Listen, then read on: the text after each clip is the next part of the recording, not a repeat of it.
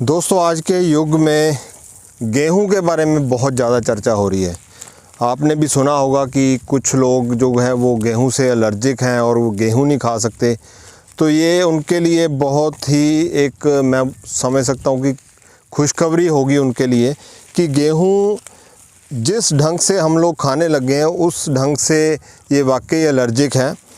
तो मैं थोड़ा यहीं बैठ के आपसे बातचीत करते हैं आराम से, क्योंकि ये जो मंडली लगी हुई है ना, यहीं बैठ के इसके बारे में चर्चा करते हैं।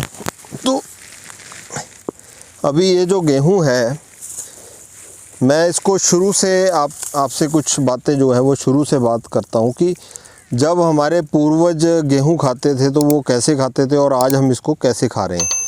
तो हमारा इनटेक जो है वो काफ़ी चेंज आ गया। उसमें चेंज पहले से क्या मतलब हमारा अभी चेंज क्या आया है, उसमें सबसे अहम चीज़ तो ये है कि पहले हमारे पूर्वज चक्की से आटा पीसते थे। तो चक्की में उसकी जो वैल्यू है वो गेहूं की वैल्यू लूज़ नहीं होती है।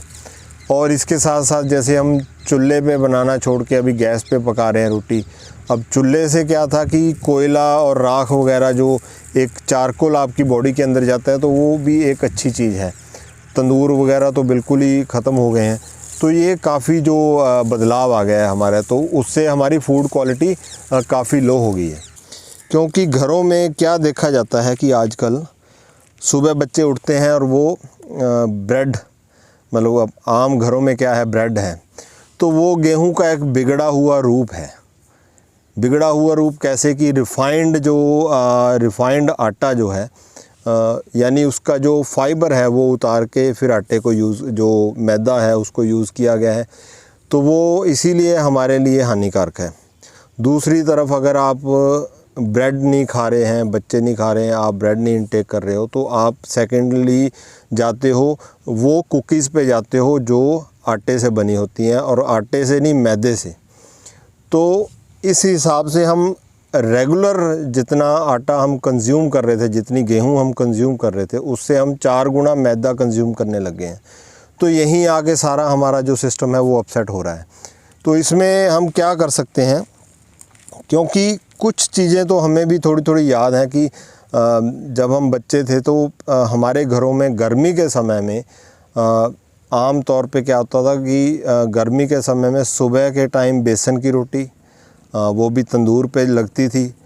अगर शहरों में तंदूर की सुविधा नहीं उपलब्ध है तो आप बेसन की रोटी गर्मी में अगर खाते होंगे तो कुछ तो उनसे हमारे जो है वो हमारे मौसम के हिसाब से हमारे खाने जो थे वो ऐसे चलते थे। तो इसके साथ साथ आपने देखा होगा कि सर्दियों में हमारे घरों में बाजरी की रोटी बनती थी, यानी सुबह एक टाइम बाजरी की रोटी और एक टाइम गेहूं की रोटी। तो मैं आपको यहाँ ये बात की चर्चा करना चाहता हूँ कि जैसे एक उदाहरण लेते हैं कि दूध है, बहुत अच्छी चीज़ है, पर अगर आप तीनों टाइम दूध लेने लग जाओगे, तीनों टाइम आप दूध पी रहे हो, तो आप दूध से भी बीमार हो सकते हो। या आप कोई भी XYZ को किसी भी आप फूड की बात करें, तो गेहूं के साथ हूबहू यही बात हुई है कि हम सुबह ब्रेकफास्ट में पहले हमने मैदा ले लिया, बाद में हमने रोटी तो खानी है, उसके बाद फिर हमने जो दोपहर का जो ब्रेक है, जैसे 2-3 बजे आमतौर घरों में बच्चे क्या है नूडल्स खा रहे हैं, वो मैदे के हैं, और फिर बर्गर पिज़्ज़ा वो सारे मैदे के हैं। तो रात को फिर उन्होंने रोटी की डिमांड करनी है। तो इस हिसाब से अगर हम बैलेंस अगर तरीके से चलें तो ये जो गेहूं है, ये हमारे इधर गंगानगर में सबसे जो फेमस गेहूं है वो ये है 1482 1482 इसका नंबर है। और काफ़ी इसकी जैसे अगर इसकी रोटी आप खाओगे तो बहुत मुलायम बनती है, बहुत खुशबूदार भी होती है, और 2 दिनों तक मतलब अच्छी कंडीशन में रह सकती है। और यही इसका कारण है कि इसमें मैदे की मात्रा काफ़ी है। अब जिन भाइयों को मैं तो डॉक्टर नहीं हूँ, मैं तो एक आम किसान हूँ, और अगर जिन लोगों को कुछ ग्लूटेन से एलर्जी वगैरह है उनके लिए शायद ये गेहूं अच्छी नहीं होगी, ये तो डॉक्टर बता सकते हैं। परंतु जिन लोगों को ग्लूटेन से दिक्कत है उनके लिए आप ये जो हमारी दूसरी गेहूं है इसको पैगंबरी गेहूं कहा जाता है। तो आप थोड़ा इसको नज़दीक से दिखा दो कैमरे में, जो है अब कंपेयर टू आप इसका जो इसका सिट्टा है, आप हम ये देखते हैं, ये 1482 का सिट्टा है और ये है पैगंबरी गेहूं का। तो इसके साइज़ में देखो कितना अंतर है। तो साइज़ में अंतर होने से क्या है कि इसके आगे आपको इसके दाने भी दिखाता हूँ मैं। तो इसके दाने जो हैं, जो पैगंबरी गेहूं के दाने हैं, वो इतने बारीक हैं और इतने छोटे हैं कि इसमें जिन लोगों को ग्लूटेन से एलर्जी है, शायद उनके लिए ये एक किस्म का वरदान होगा। अब ये देखो, आप इसके दाने आप इमेजिन करो कि इसमें अब इतने छोटे दाने में इसमें मैदे की जगह ही नहीं रही, कितना बारीक दाना है। तो अभी मोटे अनाज की काफ़ी चर्चा हो रही है, जैसे इसको 2023 को मिलेट ईयर भी घोषित किया गया है। तो ये मिलेट के मुकाबले की, अब इसके बराबर मैं अब दूसरी गेहूं रखूँगा। ये आप देखो,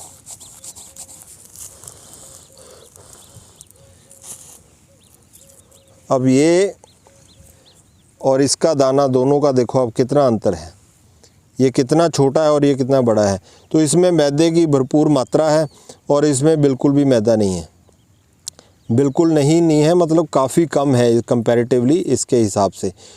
तो ये गेहूं जो है, बड़े वाली गेहूं, ये तब इंट्रोड्यूस हुई होगी जब मान लो ग्रीन रेवोल्यूशन की बात करें या उससे थोड़ा पहले की बात करें, क्योंकि इसमें ग्लूटेन मैदा ज़्यादा था, इसीलिए इसको बेकरी के लिए या बेकरी के जितने मतलब उसमें कुकीज़ हैं या ब्रेड हैं, वो सारी चीज़ें आ जाती हैं।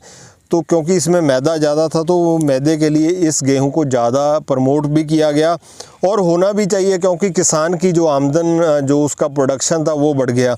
क्योंकि हमारे जो लोग थे पहले, पैगंबरी गेहूं या खपली गेहूं, जो पुरातन वैरायटीज़ जो हमारे देश में चलती थी, पर इनका वज़न बहुत कम था। तो फार्मर को तो फ़ायदा हुआ भी और हमारे देश को भी बहुत फ़ायदा हुआ इसका। तो मैं दोनों को ही ऐसे कंपेयर करके आपको इसलिए दिखा रहा हूँ कि आप गेहूं भी अगर सही ढंग से खाओगे तो आपको गेहूं, रेगुलर गेहूं जो है आज मार्केट में जो है, वो भी आपको तंग नहीं करेगी। और अगर किसी भाई को ये दिक्कत है कि उसको ग्लूटेन से एलर्जी है, तो वो अपने वैद्य से, अपने डॉक्टर से सलाह करके शायद ये पैगंबरी गेहूं उसके लिए बहुत अच्छी होगी, क्योंकि इतना छोटा दाना होने के कारण ये मोटे अनाज में ही आ जाती है। जैसे मिलेट्स जो हैं उसी के बराबर, जैसे हम अगर पैगंबरी गेहूं को इसका रोटी बनाकर अगर हम खाते हैं तो तुरंत अगर आप खा लोगे तो उसमें कोई भी आपको दिक्कत नहीं है, उसमें टेस्ट में आपको कोई फ़र्क नहीं लगेगा। परंतु अगर उसकी पैगंबरी गेहूं की रोटी अगर थोड़ी देर पड़ी रहती है तो वो थोड़ी सख्त हो जाती है, तो खाने में वैसे ही महसूस होगी जैसे हम बाजरी की रोटी या रागी की रोटी अगर फ्रेश खाते हो तो खाने में भी स्वादिष्ट रहती है और बाद में फिर अच्छी नहीं लगती है। तो सेम इसमें भी, पैगंबरी गेहूं में भी सेम वही बात है। वो उसका कारण ये रहता है कि इसमें बहुत हाई फाइबर है। हाई फाइबर होने के कारण से रोटी अगर आप फ्रेश खाओगे, ताज़ी खाओगे, तो वो आपको स्वादिष्ट लगेगी। तो ये कुछ बातें थी जो आपसे मैंने साझी करनी थी। बहुत सारी ऐसी चीज़ें जुड़ी हुई हैं, जैसे एक पंजाबी में काफ़ी फेमस सेइंग है, आपने भी सुनी होगी, कि जैसे कुछ बच्चे जो हैं वो रोटी नहीं खाते तो उनको माएँ कैसे खुश करती हैं, कैसे उनको बातों में मतलब इधर उधर लगा के खाना खिलाना, वो सारी बातें हैं ना। तो उसमें एक ये है कि बिट्टू पुत्त माँ दा, दुध पीवे गां दा, रोटी खावे कणक दी, बहू आवे शणक दी। तो आप लोगों ने शायद सुना हो ये। गेहूं से बहुत ऐसी चीज़ें हमारी जुड़ी हुई हैं। इसके साथ साथ आपने जो हमारे घर में सीरा बनता है, जो गुरुद्वारे में प्रसाद तैयार होता है, देग, कड़ा प्रसाद जिसको बोलते हैं, देग बोलते हैं, वो सारी गेहूं के आटे की ही तैयार होती है। तो दोस्तों, अंत में मैं आपको सभी को ये सलाह देना चाहूँगा कि आपके एरिए में जो भी मोटे अनाज भी जो होते हैं, जैसे रागी होगी, कंगनी होगी, स्वांग हो गया, कोदरा हो गया, कुडो मिलेट्स बोलते हैं जिसको, रेड टेल फॉक्स मिलेट बोलते हैं, ये जितने भी मोटे अनाज में आते हैं, और इस साल 2023 जो है इसमें मिलेट्स का काफ़ी बोलबाला भी है, मैं पहले भी आपको बोल चुका हूँ। तो बहुत अच्छी चीज़ें हैं ये, और बहुत ही सेहत के लिए बहुत फ़ायदेमंद भी हैं। उसके साथ साथ गेहूँ भी फ़ायदेमंद है। बस सिर्फ बात इतनी है कि हमें पता होना चाहिए कि कौन से जो अनाज की कितनी मात्रा और किस सीज़न में और कैसे इसको कंज्यूम करना है। ये सारी बातों का अगर आप ख्याल रखोगे तो आप तंदुरुस्त भी रहोगे, हष्ट पुष्ट भी रहोगे। और अंत में मैं यही बोलूँगा कि आप अपनी सेहत का भी ख्याल रखें, अपने खाने पीने का भी ख्याल रखें। मिलते हैं एक और वीडियो के साथ, तब तक के लिए आपका हमारा रब रखा।